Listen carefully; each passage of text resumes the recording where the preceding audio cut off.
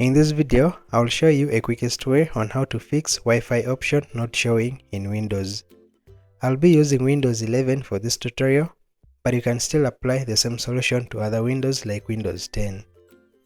In order to fix this, step 1 is for you to locate the power button on your keyboard, which is usually marked with a power symbol. Now, press and hold the power button for about 10 to 15 seconds, as this will force the device to shut down completely and you'll notice the screen goes dark. Once your device is off, wait for about 30 seconds to a minute, and this will allow all the components to reset effectively. So after waiting, you can now turn your device back on as you normally would by pressing the power button again, and this simple reset will resolve the issue, allowing you to connect to your Wi-Fi network once more.